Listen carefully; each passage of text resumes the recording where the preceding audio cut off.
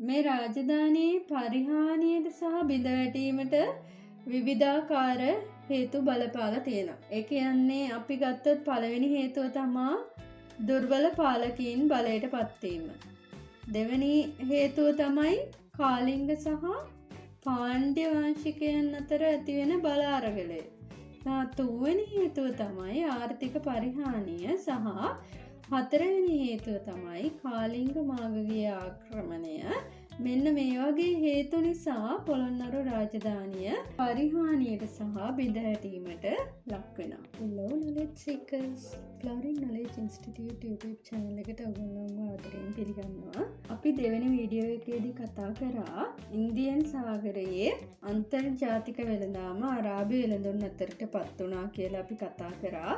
ඒකෙදී මේ අරාබි වෙළඳුන් අග්නිදිග ආසියාව සහ දකුණු චීනය සම්බන්ධ කරගෙන වෙළඳ කටයුතු කරගෙන යන්න පටන් අරන් තියෙනවා. එතකොට ඒත් එක්කම ක්‍රිස්තු වර්ෂ 9 වන සියවසෙන් පස්සේ ඉන්දියානු සාගරයේ වෙළඳ කටයුතු ඉන්දියන් සාගරයේ නැගෙනහිර කේන්ද්‍ර කරගෙන අපේ රටට කරගෙන යන්න සිද්ධ වෙනවා. ඒකත් එක්කම අපේ නැගෙනහිර වෙරළේ තියෙන වරායවල් අපට නැවත සක්‍රිය කරන්න සිද්ධ වෙනවා. ඒ සක්‍රිය කරනවත් එක්කම රටට ඇතුල් වෙන පුද්ගලයන්ගෙන් රට ආරක්ෂා කරගන්න, රටට පැමිණෙන ආදායම පාලනය කරගන්න වගේ දේවල් සහ රටට ඇතිවෙන්න පුළුවන් තර්ජන වළක්ව ගන්න අපේ රටේ පාලකයින් එම වරායට ආසන්න ප්‍රදේශයක පාලන කටයුතු කරගෙන යන්න තීරණය කරනු ලබනවා. ඒකෙදී අපි කතා කරා පළවෙනි විජයබාහු රජතුමා පොළොන්නරුව තමන්ගේ පාලන මධ්‍යස්ථානයේ විදිහට තෝරාගෙන කරගෙන යන්න තීරණය කරනවා කියලා. එතකොට ඒකෙදී අපි කතා කරා පළවෙනි විජයබාහු රජතුමාගෙන් පස්සේ ආව රජවරු බුරුමේ සහ කාම්බෝජය වගේ රටවල රාජකීය කාන්තාවන් සමග විවාහ වෙලා තියෙනවා කියලා. ඒකට හොඳම සාක්ෂි තමයි පොළොන්නරු යුගයේ ලංකාවේ තියෙන නිර්මාණවල අපිට දක්නට ලැබෙනවා. විශේෂයෙන් ඔය බුද්ධ ප්‍රතිමාවල සහ වාස්තු නිර්මාණවල දක්නට ලැබෙන අග්නිදිග ආසියාතික ලක්ෂණ. අපි මේ දේවල් පළවෙනි වීඩියෝ එකේදී කතා කරා. එතකොට ළමයි මේ විදිහට පවත්වාගෙන ගියපු පොළොන්නරු රාජධානිය බිඳවැටීමකට ලක් වෙනවා. අද අපි කතා කරන්න යන්නේ පොළොන්නරු රාජධානියේ බිඳවැටීම සම්බන්ධයෙන්. මොනවද පොළොන්නරු රාජධානිය බිඳවැටීමට බලපාපු හේතු කියලා තමයි අද අපි කතා කරන්න යන්නේ. ඒකෙදී අනුරාධපුර රාජධානියේ අවසාන පාලකයා තමයි පස්වන මිහිඳු රජතුමා. මේ රජතුමාගේ කාලයේ චෝල ආක්‍රමණ නිසා රාජධානිය බිඳවැටෙනවා. ඊට පස්සේ පළවන විජයබාහු රජතුමා නැවත චෝලයන්ගෙන් අපේ රට නිදහස් කරගන්නවා. ඒ නිදහස් කරගෙන පොළොන්නරුව අගනුවර බවට පත් කරගෙන රට එක්සේසත් කරනවා. මේ පළවන විජයබාහු රජුගේ වියෝවත් එක්ක නැවතත් රට තුළ යම් ගැටලුකාරී තත්ත්වයන් ඇති වෙනවා. ඒ නිසා රටේ දේශපාලන ගැටලු හටගන්නවා. ඒ සමගම රටේ දේශපාලන ගැටලුත් ඇති වෙන්න පටන් ගන්නවා. නැවතත් පළවන පරාක්‍රමබාහු රජතුමා මේ සියලු ව්‍යාකූලතා අවසන් කරලා රට එක්සේසත් කරනවා. පළවන පරාක්‍රමබාහු රජතුමා පොළොන්නරුව තවදුරටත් සංවර්ධනය කරනු ලබනවා. එතුමා රට පුරාම වැව්වමුණු නැවතත් ප්‍රතිසංස්කරණය කරනු ලබනවා. ඒ දේවල් එක්කම නැවතත් ලංකාවේ සමෘද්ධිමත් යුගයක් උදා වෙනවා. මේ පළවෙනි පරාක්‍රමබාහු රජතුමාගේ අභාවයෙන් නැවතත් දේශපාලන ගැටලුකාරී තත්ත්වයන් උද්ගත වෙනවා. කෙසේ වෙතත් මේ රාජධානියේ පරිහානියට සහ බිඳවැටීමට විවිධාකාර හේතු බලපාලා තියෙනවා. ඒ කියන්නේ අපි ගත්තොත් පළවෙනි හේතුව තමා දුර්වල පාලකීන් බලයට පත්වීම. දෙවෙනි හේතුව තමයි කාලිංග සහ පාණ්ඩ්‍ය වංශිකයන් අතර ඇතිවෙන බල අරගලය. තුන්වෙනි හේතුව තමයි ආර්ථික පරිහානිය සහ හතරවෙනි හේතුව තමයි කාලිංග මාගගේ ආක්‍රමණය.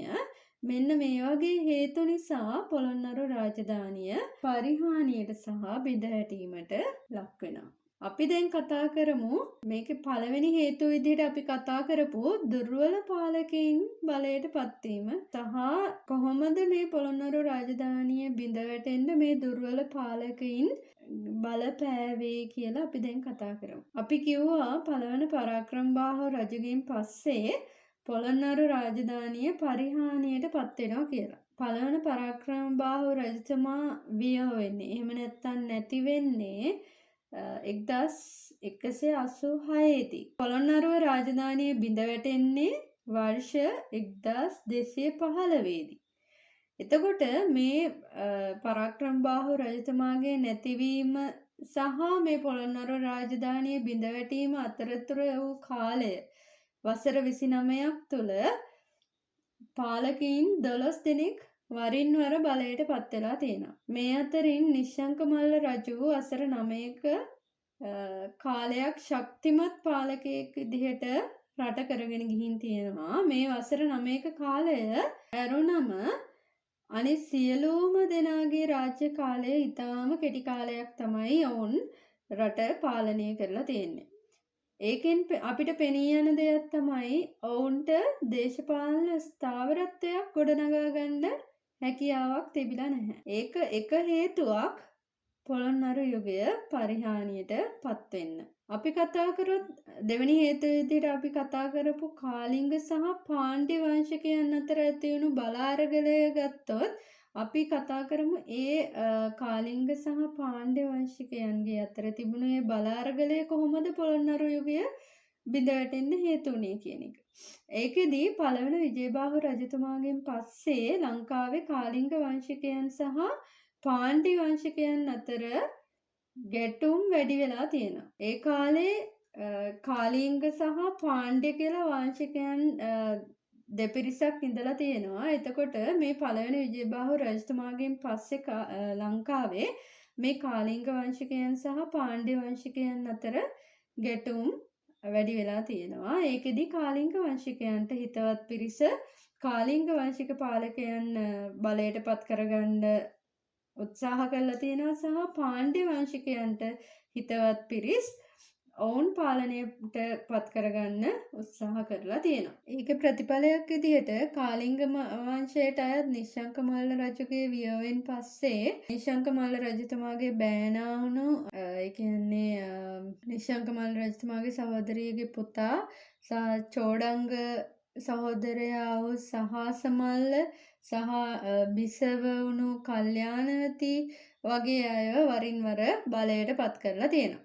එතකොට පාණ්ඩ්‍ය වංශිකයන් පළවෙනි පරාක්‍රමබාහු රජුගේ බිරිඳ වුණු ලීලාවතී බිසව තුන්වරක් බලයට පත් කරගෙන තියෙනවා. මේ විදිහට කාලිංග වංශිකයන් ඔවුන්ට පක්ෂ පිරිස ඔවුන් පාලනයට පත් කරගන්න උත්සාහ කරන වගේම පාණ්ඩ්‍ය වංශිකයන් ඔවුන්ට හිතවත් පාලකයින් බලයට පත් කරගන්න බල අරගලයක යෙදිලා තියෙනවා. මෙන්න මේ කාලිංග සහ පාණ්ඩ්‍ය වංශිකයන්ගේ බල අරගලය නිසා මේ පොළොන්නරු රාජධානිය පරිහානියට පත් වුණා. මොකද ඔවුන්ට මූලිකවම ඔවුන්ට අවශ්‍ය වුණේ ඔවුන්ගේ වංශිකයන් බලයට පත් කර ගැනීම පමණක් වුණ නිසා. පොළොන්නරු රාජධානිය බිඳ වැටීමට තව හේතුවක් තමයි ආර්ථිකයේ පරිහානිය. අපි කිව්වා නිශ්ශංක මල්ල රජුගේ අභාවයෙන් පස්සේ දුර්වල පාලකයින් තමයි පාලන බලයට පත් වුණේ කියලා. ඔවුන්ගේ මේ දුර්වල පාලන බලයත් දේශපාලන අස්ථාවරත්වයත් නිසා මේ වැව් වමුණු පද්ධතිය පවා නිසි ආකාරව නඩත්තු කරලා තිබුණේ නැහැ. මේ කාලෙදී පැවතුණු මේ දේශපාලන ගැටලු නිසා ප්‍රාදේශීය වශයෙන්ද පාලන කටයුතු දුර්වල මට්ටමක තමයි කරගෙන ගිහින් තියෙන්නේ. ඒ නිසා කෘෂිකාර්මික කටයුතු පරිහානියට පත් වෙලා තියෙනවා. මොකද නිසියාකාරව වැව් වමුණු පද්ධතිය නඩත්තු වෙන්නේ නැහැයි කියලා කියන්නේ නිසියාකාරව කෘෂිකර්මාන්තය සඳහා අවශ්‍ය වූ ජල සම්පාදනය සිද්ධ වෙන්නේ නැහැ. ඒ වගේම ඒකත් එක්කම කෘෂිකාර්මික කටයුතු අඩාල වෙනවා. ඒ වගේ දේවල් ඍජුවම කෘෂිකාර්මික කටයුතු පරිහානියට බලපාලා තියෙනවා. ඒ වගේම වෙළඳ කටයුතු අඩපණ වෙලා තිබිලා තියෙනවා. ඒ නිසා එය ඍජුවම ආර්ථිකයට දැඩි බලපෑමක් එරළ කරලා තියෙනවා. මේ හේතුවත් නිසා ලංකාවේ මේ පොළොන්නරුව පරිහානියට පත් වෙනවා. අපි කතා කරපු අවසාන හේතුව තමයි කාලිංග මාඝගේ ආක්‍රමණය. ඒකෙදි ළමයි පොළොන්නරු රාජධානිය බිඳ වැටෙන්න බලපාපු ආසන්නම තවත් හේතුවක් තමයි කාලිංග මාඝගේ ආක්‍රමණය. 1215 වර්ෂයේ මේ මාඝ විශාල හමුදාවක් සහිතව ලංකාව ආක්‍රමණය කරනු ලබනවා. ඒ වෙනකොට රටේ තිබිලා තියෙන දුර්වල දේශපාලන වාතාවරණයත් නිසා මේ ආක්‍රමණික හමුදාවට මුහුණ දීමේ හැකියාවක් එහෙම නැත්නම් මුහුණ දෙන්න ශක්තියක් ලංකාවේ පාලකයින්ට තිබිලා නැහැ. ඒකේ ප්‍රතිඵලයක් විදිහට පොළොන්නරු නගරය සහ රජරට ප්‍රදේශයේ රැසක් මේ මාඝගේ හමුදාව අත්පත් කරගනු ලබනවා. මේ ආක්‍රමණය පොළොන්නරු අගනුවරට විතරක් නෙවෙයි වසර 1500ක් පමණ රජරට ශිෂ්ටාචාරයටත් ප්‍රබල බලපෑමක් එල්ල කරනවා. මේ පිළිබඳව මහාවංශයේ සඳහන් වෙනවා මේ මාඝගේ ආක්‍රමණයෙන් පස්සේ රජරට ශිෂ්ටාචාරයට මොන වගේ බලපෑමක්ද එල්ල වුණේ කියන එක මහාවංශයේදී පැහැදිලි කරලා තියෙනවා. ඒකෙදී මහාවංශයේදී සඳහන් වෙනවා මේ ආක්‍රමණිකයන් මිනිස්සුන්ට විවිධ වද හිංසා කරලා තියෙනවා. ඒ වගේම මිනිස්සුන්ගේ ධනය පැහැරගෙන තියෙනවා. ඒ වගේම මොවුන් ලංකාවේ තිබිලා තියෙන පැරණි ප්‍රතිමා ඒ වගේ දේවල් කඩලා දාලා තියෙනවා. ඒ වගේම චෛත්‍ය විනාශ කරලා තියෙනවා. ඒ වගේම විහාර මංකොල්ල කෑම් වගේ දේවල් කරලා තියෙනවා. ඒ වගේම උපාසකයින්ට පහර දීම්, පොඩි දරුවන්ට වද හිංසා පැමිණීම් වගේ පීඩාකාරී සහ විනාශකාරී ක්‍රියාවන් වල යෙදিলা තියෙනවා කියලා මහා වංශයේ සඳහන් වෙනවා. මේ නිසා රජරට ජීවත් වන මිනිස්සුන්ගේ ජීවිත සහ දේපල වලට ආරක්ෂාව නැති වෙලා ගිහින් තියෙනවා. මේකේ ප්‍රතිඵලයක් විදිහට පීඩාවට පත්වන භික්ෂූන් වහන්සේලා ඇතුළු ජනතාව ආරක්ෂාව වෙනුවෙන් රුහුණට සහ මලය රටට, ඒ කියන්නේ කඳුකරයට හෝ මලය රට නැත්නම් අපි කියනවා මායා රට කියලා. ඒකට සංක්‍රමණය වෙලා තියෙනවා. ඒත් එක්කම මේ රජරට ගොඩක් ප්‍රදේශ ජන ශූන්‍ය ප්‍රදේශ බවට පත් වෙලා තියෙනවා. මොකද මේ මාඝගේ ආක්‍රමණිකයන් ඔවුන්ට දුන්නු වද හිංසා නිසා මිනිස්සු ඒ ප්‍රදේශ අත්හැරලා අපි කිව්වා රුහුණට සහ මලය රටට පදිංචියට එනවා. ඒත් එක්කම ඒ ප්‍රදේශ ජන ශූන්‍ය ප්‍රදේශ බවට පත් වෙනවා. මේ නිසා දහස් ගණන් මිනිස්සු දිනපතා වන්දනා කරපු රුවන්වැලි සෑය, අභයගිරිය, ජේතවනය වගේ බෞද්ධ සිද්ධස්ථාන වල් බිහි වෙනවා. ඒ එක්කම ජනාකීර්ණව තිබුණු රජරට ප්‍රදේශයේ බොහෝ නගර නටබුන් පවට පත් වෙලා යනවා. මෙන්න මේ වගේ හේතු නිසා පොළොන්නරුව සහ අනුරාධපුරය බිඳ වැටීමට ලක් වෙනවා. මේකෙදි අපිට තවත් පැරණි නගර පරිහානියට පත් වෙන්න තවත් හේතු විදිහට දක්වන්න පුළුවන් සතුරු ආක්‍රමණ සහ ආරක්ෂාව නැතිවීම සහ වෙළඳ සහ ගමනාගමන කටයුතු අඩපණ වෙන එක සහ ජනතාව වෙනත් ප්‍රදේශවලට සංක්‍රමණය වීම නිසා පැරණි නගර පරිහානියට පත් වෙලා ගිහින් තියෙනවා. මේ දේවල් තමයි පොළොන්නරුව බිඳ වැටීමට හේතු වෙලා තියෙන්නේ. මම හිතනවා ඔයගොල්ලෝ මේ වීඩියෝ එකනොත් යම් දෙයක් ඉගෙන ගන්න ඇති කියලා. මේ වගේ තොරතුරු, මේ වගේ දැනුම ඔබේ දැනුම් පොතට තව තවත් එකතු කරගන්න අපිත් එක්කම රැඳිලා ඉන්න කියලා ඔයගොල්ලෝ හැමෝටම ආරාධනා කරන ගමන් අපි ඊළඟ වීඩියෝ එකේදී කතා කරමු දෙවනි නාගරීකරණය සම්බන්ධව. bye bye knowledge seekers.